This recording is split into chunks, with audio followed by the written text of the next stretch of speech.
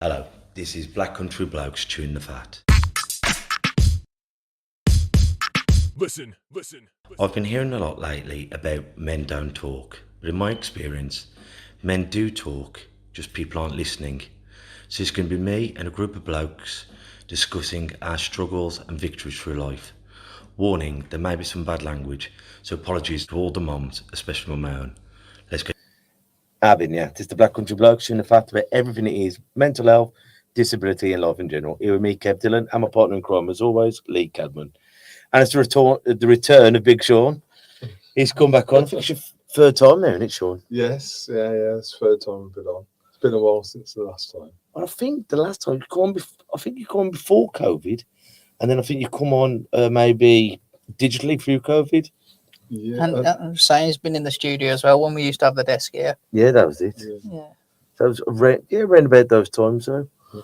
But we're going to be talking about mental health, because, well, I'm going to get Shaun in a bit to tell you all about what he does and everything, because, you know, we're always talking about mental health, on this show, but it's been a buzzword, but it's a problem that ain't going away. So more we can talk about it, hopefully it gets easier for people to talk. And I believe it's suicide awareness, not only day the other day, but the month. So someone told me today. Is it? Yeah. Yeah, suicide awareness month, September. So we'll be talking about all this and more. But as always, we're going to start with gratitude. Now, I've got a beautiful little girl, and she wanted a pet. So we've now got an axolotl. I think I've said that right. And we've got this pleasure for the next 15 years. And my daughter's promised she's going to look after it and feed it. About 3 days. She doesn't like worms. She's frightened of worms, so mommy has to feed it worms. And that 15-year plan is really holding us down. God bless children. So, yes, I'm now the grandfather of an axolotl. What are you grateful for?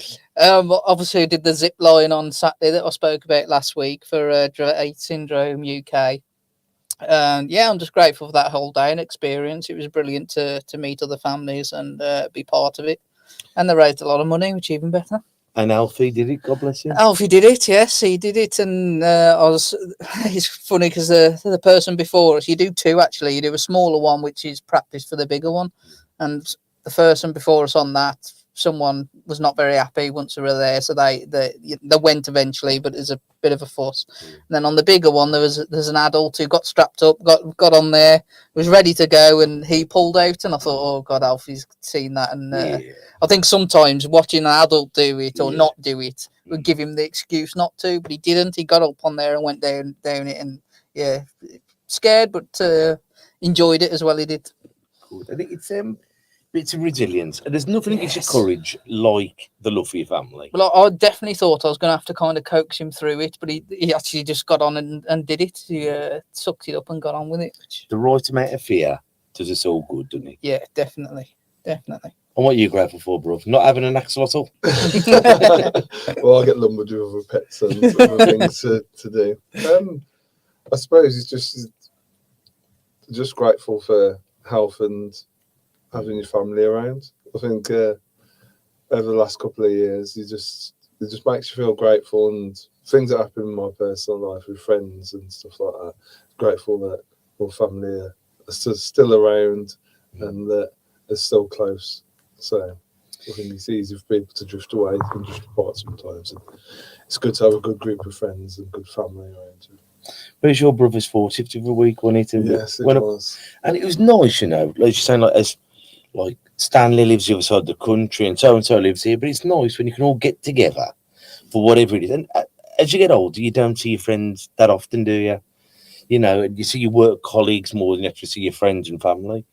So when you can get together, isn't it great? Yeah, I think I always think it's really important to have, and I'm lucky because I've got a close group of friends, mainly through playing rugby, that you keep your friends. Mm-hmm. A lot of guys and girls they get into relationships and then everything becomes their partner, their family, and then friends kind of disappear. They don't have that kind of contact regularly with the friends, and then lose contact. And if things do go wrong in your life, it's good to always have a support of your friends, like friends that have gone through breakups of relationships, and without the friends there for that support, it can be really difficult. And I think I've always tried to stay close to my friends, so I've always got that kind of support. And obviously Pete has, because his friends turned up and came from all sides of the country for his birthday. So, and I think women are naturally better at it, because women are naturally better at talking. They don't listen to each other; they just squawk at one another. But they can do that, and I think it's not even and it's where men get it wrong, because we feel like, you tell me a problem, I've got to fix it, whereas women just want to get it off the chest.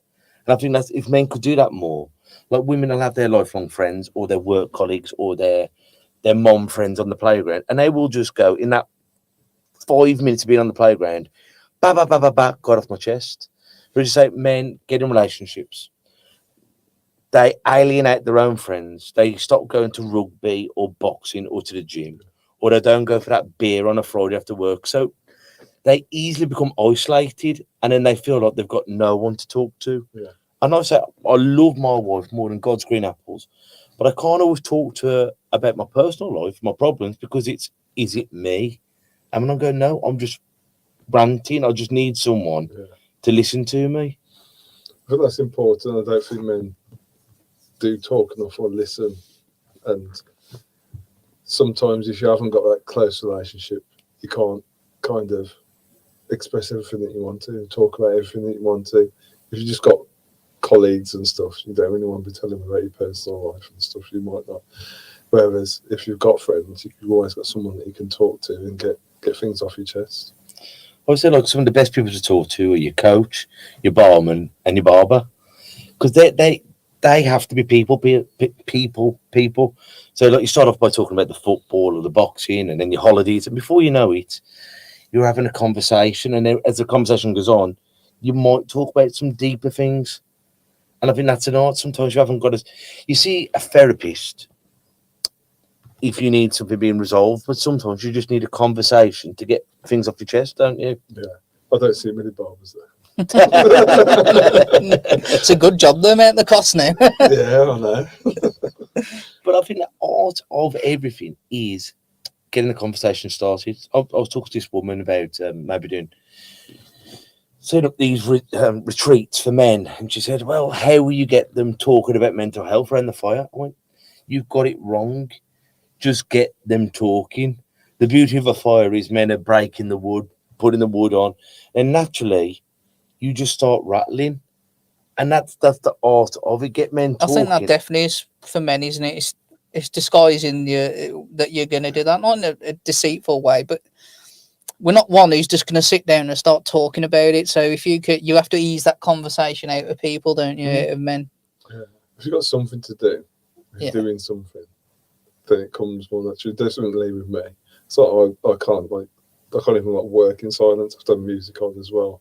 So I need something that's occupying me, and then I'll talk. That's like you said, if you go to the gym with my friend and talk about stuff, or when you play rugby with the people you're playing with, you talk.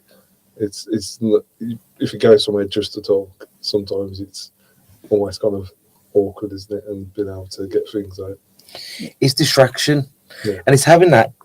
I always thought that like when I used to smoke, like by having it, like you're talking, that millisecond, that where you can draw on a fag, that's your pause. Or when you're having a pint, you pause when you're having a sip. It's giving people that. So I haven't got to answer you right now. Let me have a moment just to think about what I'm going to say, put the glass down, and then talk. Well, this is going back, this how long I've been in mental health nursing, you could still smoke on wards. Patients still smoked on the wards. You just go into the courtyard at one point and take them to. You used to have smoking rooms, and smoking rooms where most of the therapy happened. The staff would just sit there in the smoking room while the patients having a thing and talk to them, and then things come out. Or when they could go into the courtyard, you did it, and there was always like, oh well, what's going to happen now? The smoking bans come in and we can't do this. But it's a relaxed environment for them, isn't it? They don't. If you're going into a room purposely to talk, it can almost be shut down. But if you go, actually, mate, let's go out there and have a fag, then they're in their environment that's relaxed. Yeah, some of the best conversations I had with patients when you used to have a game of pool, and just be playing pool, and then there's kind of to talk and more come out, and then you'd explore more about them as a person. And a lot of the time when he was working on the wards, some people just seen it as transactional, that it's like, I've got to ask these questions and I'll get these answers. But I was like, get a relationship with them first. Go and sit and speak to someone, ask them about their family, ask them about what they like doing. I used to bond with most patients over like things like trainers or clothes or sport. And they'd be like, oh, you're really good to talk to because it's just like I'm talking to one of my mates at the pub or something.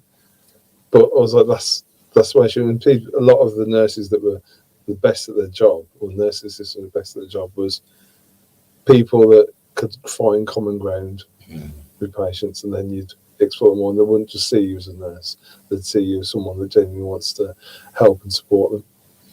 And you haven't got to share that interest. If they like trains, if they like hip hop, remember what they like, and then you've got that to fall back on then, haven't you? It fills the silence. Have you seen any nice trains lately? As they start talking, then the conversation once again stops. And then, was you happy? How you feeling now? And it puts you at ease, doesn't it? Because we're all people at the end of the day. And I often think, well, if you were poorly, or if you were down on your arse, what kind of guy or woman would you like to talk to? And often we don't feel safe by talking to a suit or a professional, because you're thinking, if we go back to school, don't we feel like I'm in trouble? But if you've got that sound PE teacher who's a bit of a lad and can have a bit of a talk to, you can relate to that person more, can't you? Yeah, definitely. And I think that, like you said, it's being relatable. Being relatable, and like you said, you don't need to know a lot about everything. Just a bit about a lot helps. As people say, oh, I'm interested in this, and I'll be like, oh, I might have seen. I've been on a train. Yeah. Tell me about trains. it. Yeah, you tell me about it. What do you like about it, and why do you, and you don't have to do all the talking. You just got to listen. Just got to listen, and then you'll get more out, and just little bits to tease people out, tease that stuff out of people. That always helps. How long have you been in the job now, Shaun? I was thinking about this before the other day. I started my training 20 years ago this month. So I've been in mental health, working in mental health services in one form or another for 20 years. And have you seen a change in how mental health's seen within that 20 years? Massively. Yeah. Massively. It's so different.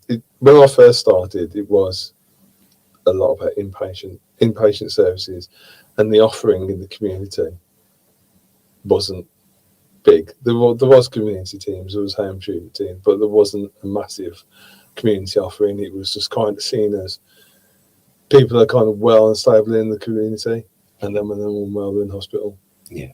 And it's shifted a lot over the years of working more towards keeping more people in the community, and there's been shifts in the way inpatient hospitals are. They used to have, when I started, I think it was about 5 or 6 years after they closed the last of the big asylums in Birmingham. So it was smaller units, but then they weren't even smaller. So you had like units that were around like 5 or 6 wards, and then they went to some units where there was just like 2 wards on their own, or you had 1 ward on their own. But in some of them in like sites where you might have 1 or 2. But there was to try and get inpatient services closer to communities, so it wasn't seen that everyone from a massive area went to one huge site. There were smaller sites closer to home. But Do you feel like we need more sites? I'm not sure it's the answer, but when you look at the statistics and you look at how many beds are outsourced by the NHS to private companies, then maybe there shouldn't be more NHS beds. But I've always been especially over the last 8 to 10 years, of the view that there needs to be a better offering for community. Yeah, prevent it before you're at that point. Prevention, keeping people well, and early intervention, so that when you have enough contact with people, with patients, that you can see the early signs and you can do something so they don't end up in hospital. But it's very difficult to shift that focus because there's so much focus on inpatient services and people going to out of area placements. So you could go into crisis in the Black Country and end up as the other side of London or in Newcastle being admitted because there's no beds locally, and that's no good for anybody. Yeah. You know, it's costing the NHS a fortune. The patients get a really poor experience, miles away from their family, miles away from people that know them within mental health services. So that's no good for anybody. But I'm not sure opening more beds would solve that problem. I think you'd probably open more beds locally, they get full, and then you still get some that go out because you can't keep them well and safe in the community. Do you think it's got to come like from school level, like the early intervention from like secondary school or even primary school? The services offered at school is pretty pitiful, in my opinion. I don't think there's anywhere near enough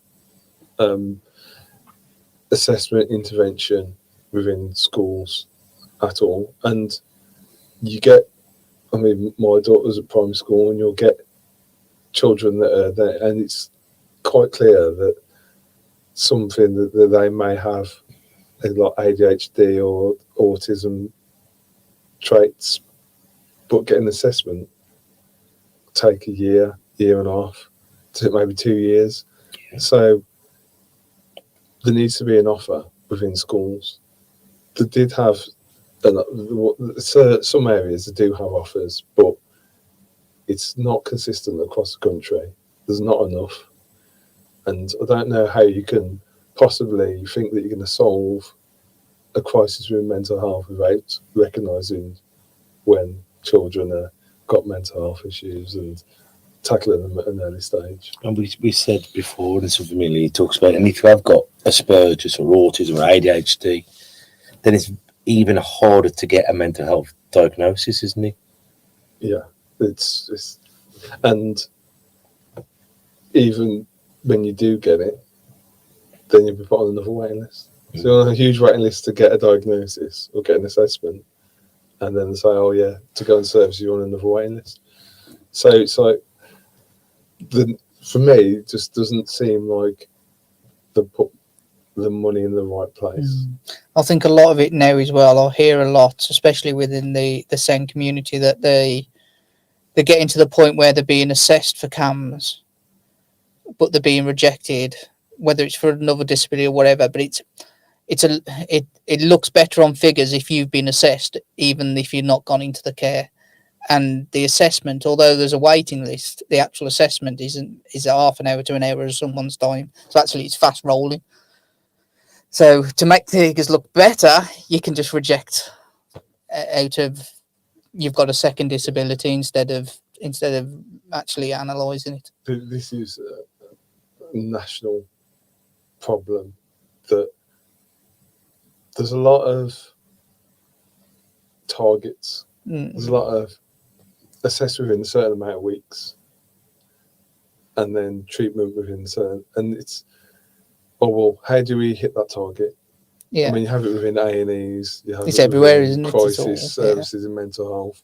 You've got your 4 hour and 12 hours, 4 hour and 24 hour responses, and there is ways that people will get around that. So they'll say, oh well, they've been seen, but it's like with some of our work, we look at data. We don't just look at time from referral to first contact. We look at first contact to second contact as well, and to treatment. So you actually see, they kind of call it in my team hidden weights. So you can kind of see where hidden weights are, and people can kind of manipulate figures by saying, well, as long as we're seeing them within that time, then they may be waiting on the ages for something else, for another treatment or the next next appointment. Yeah, but we've got our figures down, Yeah. so it's moving the book along as such. Yeah, the ambulance service is for ages.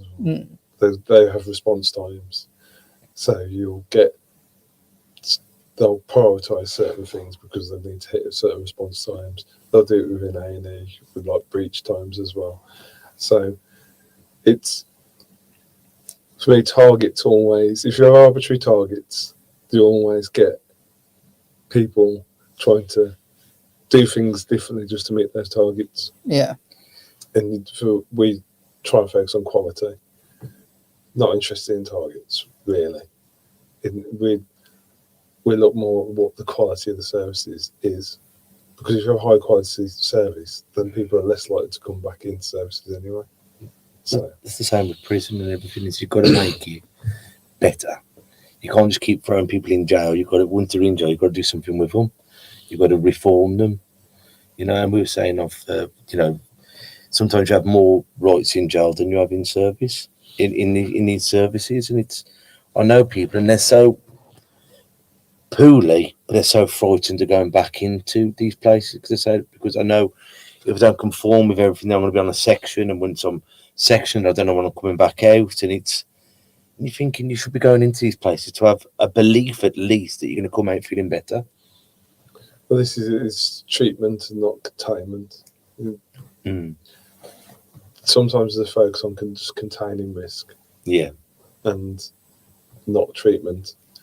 And that's where it needs to flip and look at the quality treatment that happens within hospitals. And part of that is listening to patients, listening to carers, developing effective care plans for people when they go into hospital, so that you can actually sit down and develop a plan that's going to get them well and keep them well and so out of hospital. And up with some of the care in the community, these workers have got to be consistent. I've got 2 people in my life now, and they're workers. I'm having a wobble. I'll come and see you Tuesday, 10 minutes before the appointment. I can't see you Tuesday. I'll see you next week. I can't see you this week. And you're thinking, these people need consistency, reliability, and something stable in their lives. And it can't be just changing the guideposts. Like I always think, like a child, if you say you're going to McDonald's, you've got to take them to McDonald's. You know, you can't say, if I say you're going, I can't change the last minute. It's, we might go, or we are going. And some of these people really are, it's black and white. If you say you're going to do it, you got to do it. Otherwise, I'm going to lose your trust, not only in you, but in the system itself. I think that is like, it's like twofold, that there isn't the capacity in services. So I've heard stories with some of the work that we do where we've gone to a community team and spent a few hours a day with them to like kind of establish how they're working and how we can support them. And they'll have like 5 nurses that have called in sick on that day. Yeah. And you're like, they've only got like 9 or 10 nurses, and they're huge. So then they have to prioritise, yeah, I presume, more emergency than caseload as such.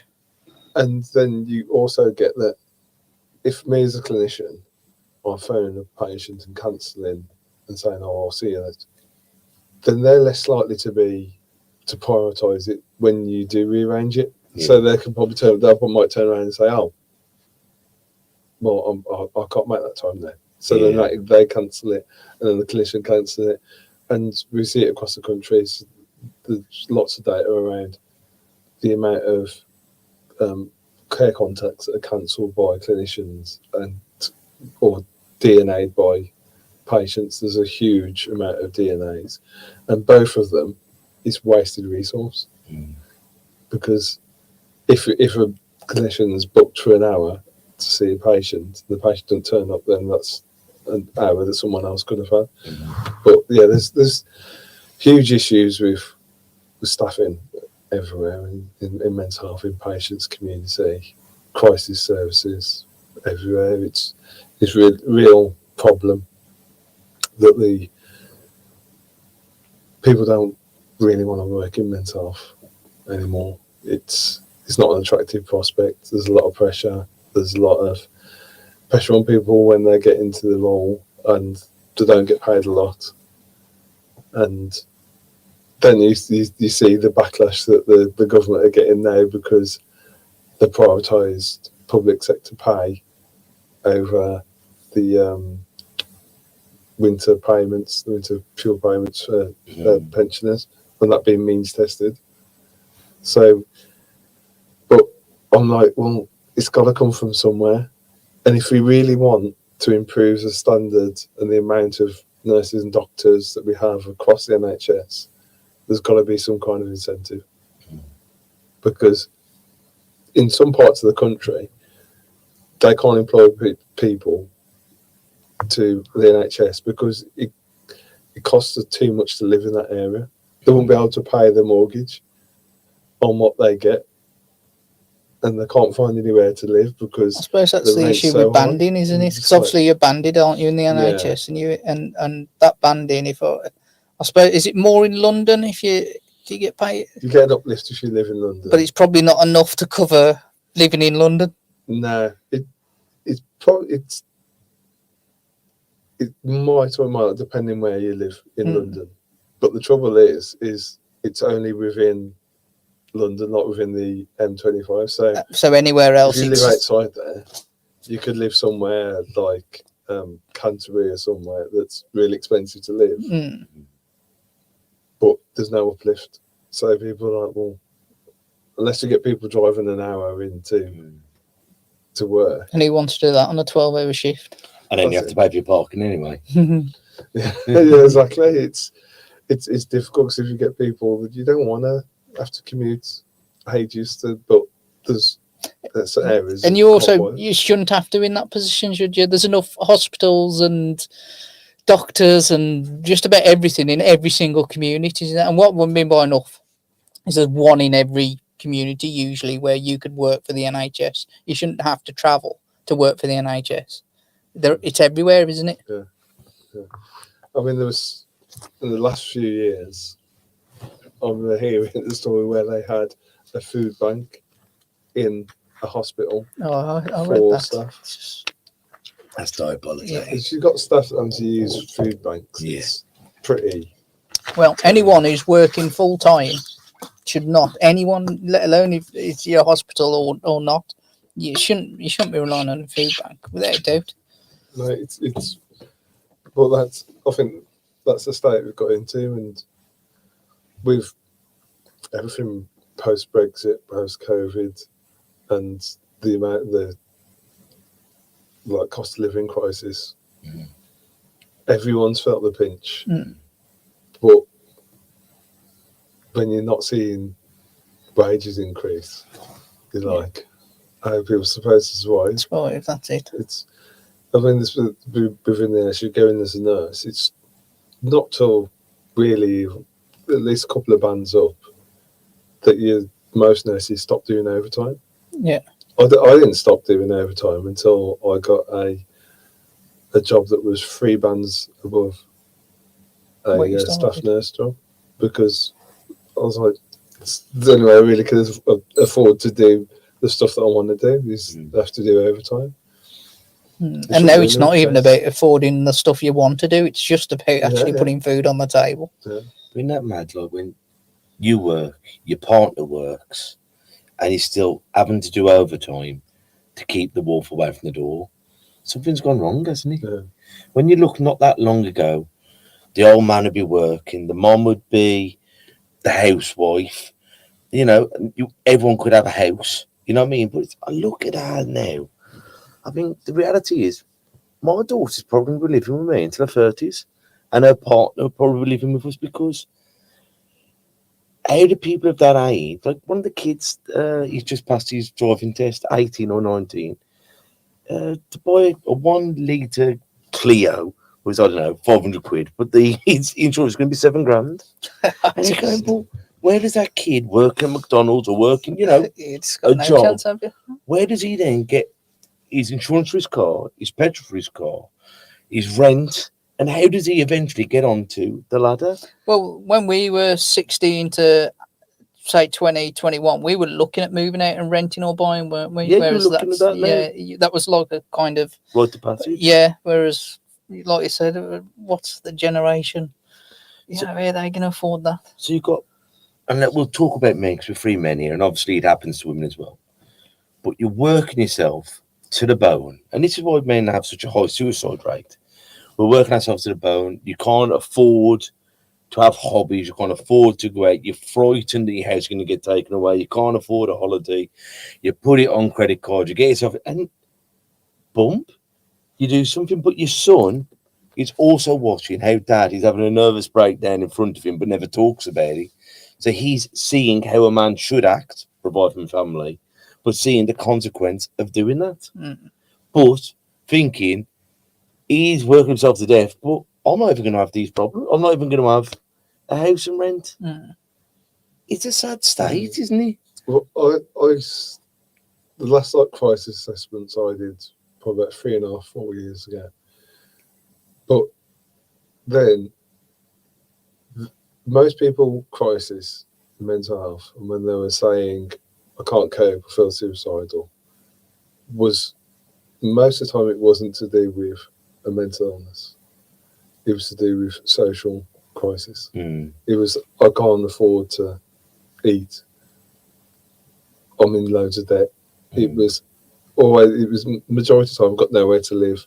It was a social crisis, and you'd be sitting with someone talking to them, and you'd be like, if you had somewhere to live now, would you still feel the same as you are? No, I'll be fine because that's the problem. And I was thinking then that was like 4 or 5 years ago, before all this cost of living crisis. So you see how much worse it must have got now. Yeah. But there isn't the council housing, the council flats there was there. There isn't the social housing that there was. So people having to try to get private rent, and the private rent rockets, and then the landlords, not all landlords can be dodgy, so they're living in squat. And you're thinking, as you say, but the government haven't got this magic box of money. But as you say, a lot of problems come from your social aspects.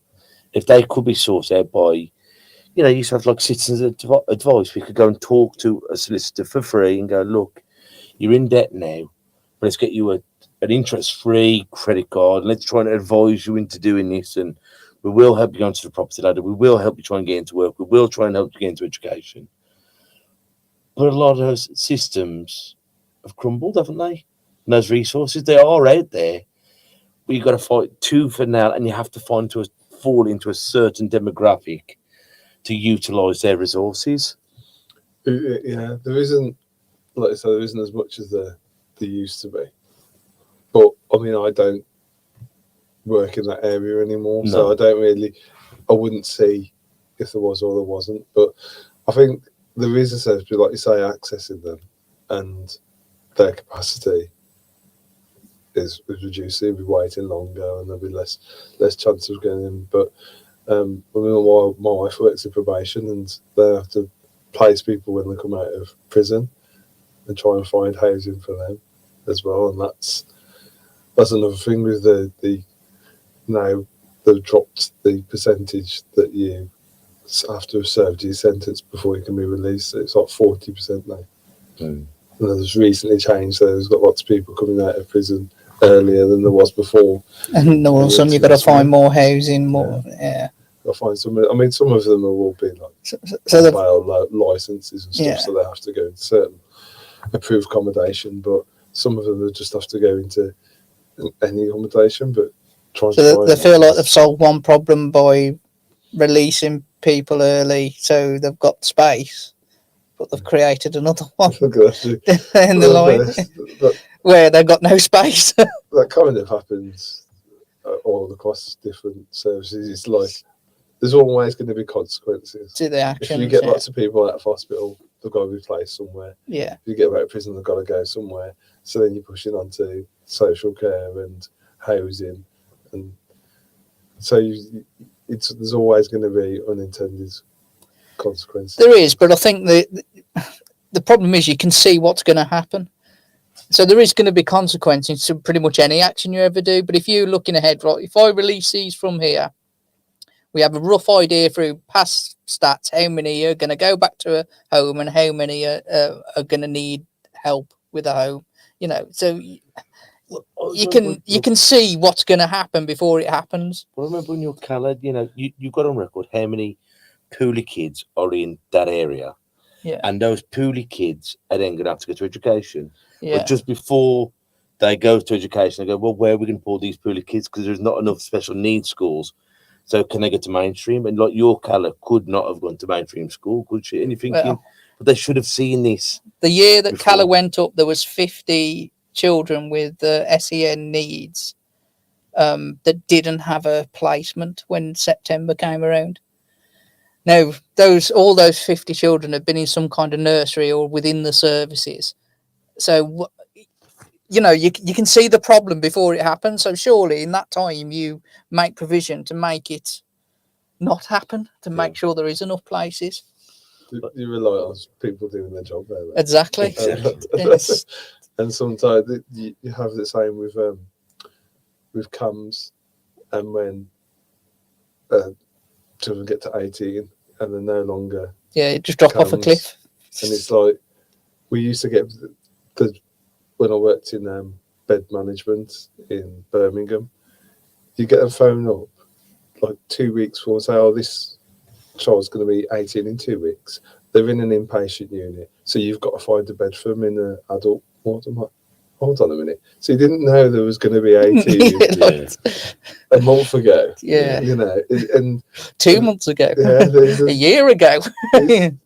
Children with high amounts of need in specialist placements or specialist hospitals, you know, you can't just, especially with the amount of beds that they had, and I mean, you turn around and there's like 20 people waiting to go into hospital, or maybe more, and you're like, how am I going to find you think there'd be a lead up, not just for that, but also actually we're transferring this patient over to you, here's his notes, and have a conversation with the person who's been dealing with incomes, so you kind of know where what's coming your way as such. Yeah, there should be that. There should have been like a doctor to doctor conversation, and then a care coordinator referring to a community team. So they've got a community team whilst in hospital, and the care coordinator handover, and structured way. But I don't know why in CAMS it happens so much, but it does. And I think it's because there's often a separation in services, that CAMS might be run by a different trust and not always the same trust, or there's been a cultural thing for many years where CAMS is seen as one specialist of mental health and adults are seen as another, and the two don't really talk. Forgetting that these kids become adults. It's and you see people might move around the country. It's like we had one time where a guy was sent from, I think it was somewhere near London.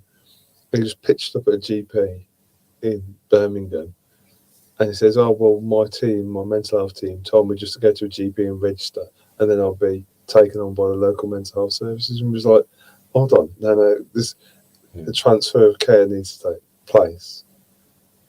But when you've got people that are practicing like that, it's just rock that's up. where you get really, really bad feelings. You must be so frustrated. You like being from like where you've started to where you are now. I bet like sometimes you just feel like hitting your head against the wall, don't you? You do. I mean, I'm better now than it was. Yeah, I'm kind of lucky that where the area I work in, because I work in mental health improvement for NHS England, I get to see where people are trying to make a difference and get to help people. And you get a lot of the trusts and systems we work with, you can see that they want to make a difference, and we can help them do that. And when you see the impact that it's made, you kind of feel better about it. But we still see poor service all over the country. But I mean, I wish my team was bigger. There's not enough of us really, and we could do more because there's so many places. The vision that we'd like to do is prevent trusts getting into a situation where they need intensive support. And if we could focus on the prevention of trusts getting into, so we could go to trust proactively and say, where are the areas where you think that you need support?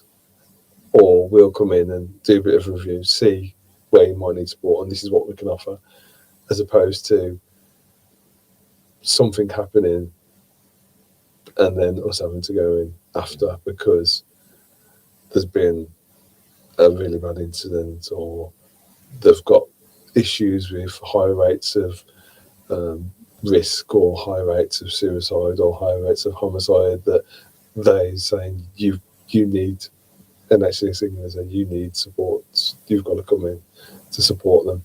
So that's where I'd like to get to. But I've seen a lot of bad things happen across services, and a lot of it's in the public domain. There's been a lot of reports into catastrophes happening with homicides, with suicides, and it's a shame that those things happen, and you really want to help prevent those things happening. But it's very reactive at the moment, so there's definitely got the resource to be able to be proactive to stop it. You think it's got to be more proactive than reactive, and I think that's where a lot of it's got education. The NHS, instead of just reacting to something, let's try and get a hang on it before it happens, isn't it? Yeah, I mean, you got it across the NHS as a whole. You see horrendous stories, like there's the maternity scandals and stuff like that, and you're like, people saw things, people said things, but no one listened. I mean, look at the Lucy Letby case, and there was a doctor that sort of said these babies are dying, and he got the whole off duty up, and he looked and he could see that she was on See shift the pattern, every time, and he said she's got something to do with this. And the trust flipped it round and was saying, we've got no proof. You need to apologise for making those accusations. And I remember reading the BBC interview with the doctor, and I was just like, that's horrendous. You're a professional and you're saying this woman is doing something. She's doing something to these babies, and it wasn't listened to. And that happens too often. The people aren't listened to. Covering the backs instead of stopping trauma and tragedy. It's the public image. Trust they almost need someone above all that to report to, someone really that has nothing to do with any of it, and if it's, or report it to them, and then if nothing's happened, actually we go to these people up here, and they're nothing to do with the trust, nothing to do with everything, and they'll independently investigate that claim. Well, that's what the CQC is supposed to do. Oh, right. Care Quality Commission. They rate all healthcare services across the country. But there was another report came out about the CQC recently, basically saying they're not fit for purpose. That there's issues within that regulatory body. The problem is you see trusts that have got a good rating for the CQC, and then these things happen, and they're like, how comes they've got a good rating? Because that rating was 3 years ago.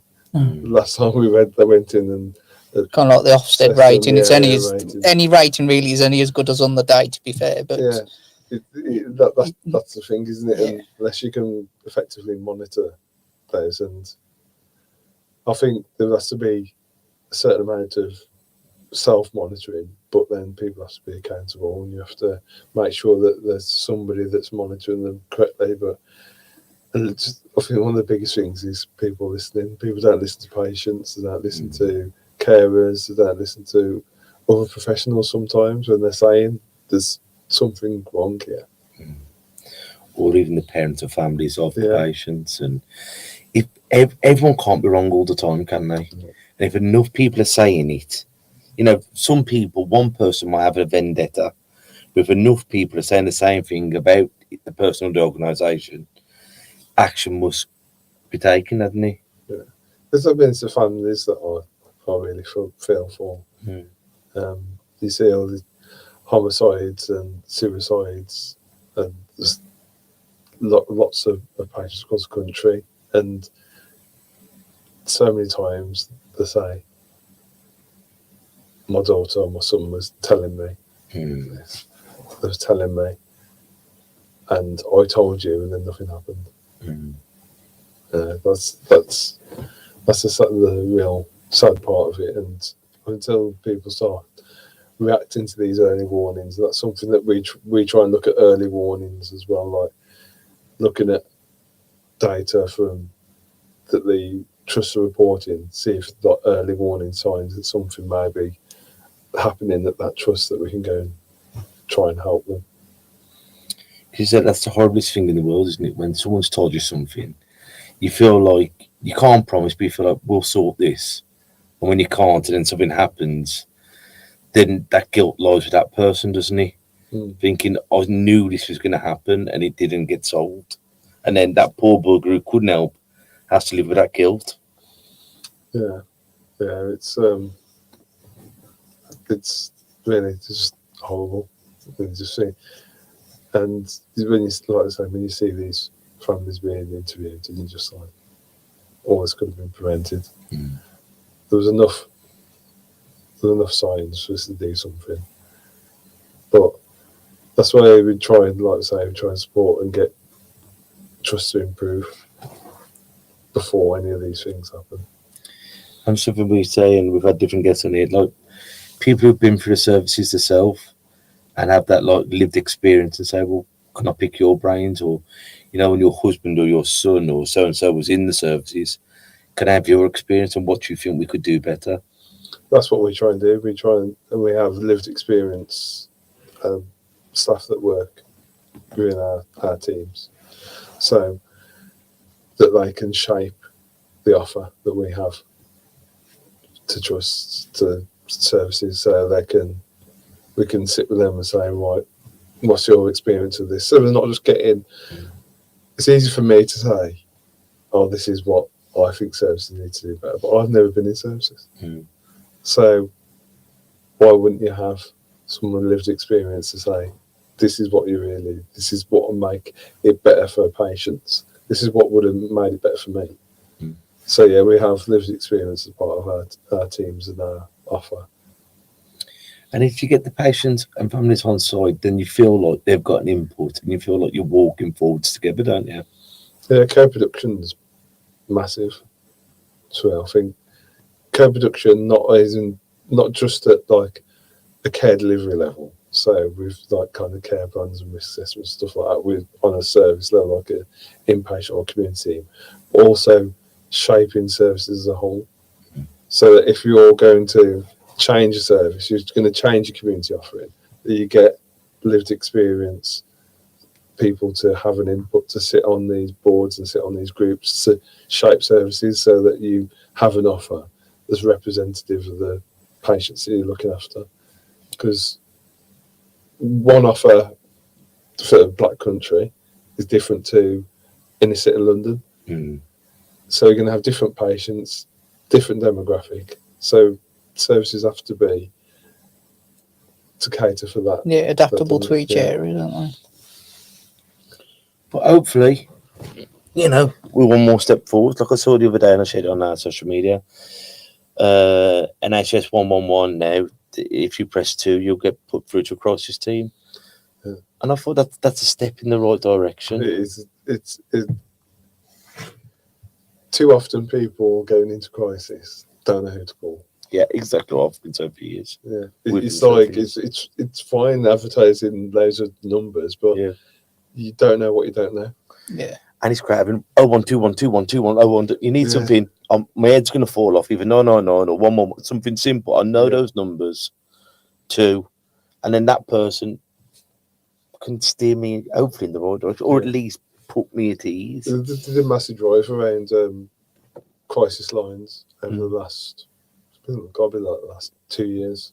There's mandated that all areas needed to have a crisis line that was accessible to patients. They could just call direct, and there's been 24-hour, 7 days a week, and then that was linked to 111 option 2. So it's a massive thing that you need to be able to talk to a mental health professional whenever. The only thing that surprised me about it, it's not really been shouted about.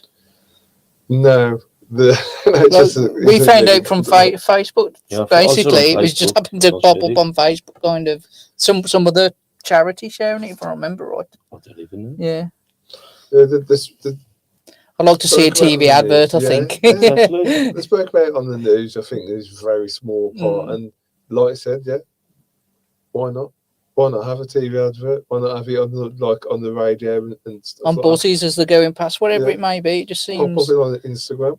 You've got between all you- those kind of options. Social media is the biggest way that people Yeah, consume anything at the moment, isn't it? Really, most of the things you find out about is Facebook or Instagram. So Yeah. why not have something on there? Or and for old people, like in between you, Emmerdale, your Coronation Street, you don't have them big advertisements on the big programs, do you? Have it somewhere, like, 'cause as we said, like the older generation are now more likely than ever to take their own lives, and you're thinking it's happening all across the board. So it's got to be that social media for your young bucks, your TV, your radio, but it's got to be wherever you are, something that daft but that life saving is there. it's done with other things, isn't it? Like everyone knows Vinnie Jones and doing the stroke advert, and you just think actually that has a real impact. People remember that for years to come. It's something- resuscitation. Resuscitation, yeah, that's Staying it. alive. Yeah, so Yeah. you know, Yeah, it definitely needs to be better communicated, and there has been like a shift, especially with like COVID, a shift in the way that people access mental health services. So like previously it was always kind of face to face crisis. It's gone a bit more back to face than it was obviously during COVID, but we need to use like technology. Need to use technology because, like I said, young bucks would much rather go onto an app and maybe access services that way, or need to be a bit more dynamic and you can self-refer, can't you, as well now? yeah. That's a big thing because that's not shaded about enough. Even like with talking therapies, you can self-refer to Healthy Minds. People have all been able to do that for years, but people don't know about it. Exactly. It's not advertised at all. And there's people I've spoken to that friends and people I know that go through tough times. Well, you can get counselling, you can get talking therapy through Healthy Minds that you can self-refer to. I think that there used to be a website for around here. I know Birmingham definitely had one because that's where I was working at the time. But you could just go on a complete form on the website, complete the form, and then you'd be referred in. But people didn't know about it. We've had them on here a few times. Well, someone you've came seen- on and I self-referred myself a couple of years ago, I think now. I can't keep track. And that was great for me because I thought I don't have to go to the doctor and explain it and then him pass me on to someone else. You just do it there, you answer a few questions, and then someone was on the phone to me within a day, I'm pretty sure.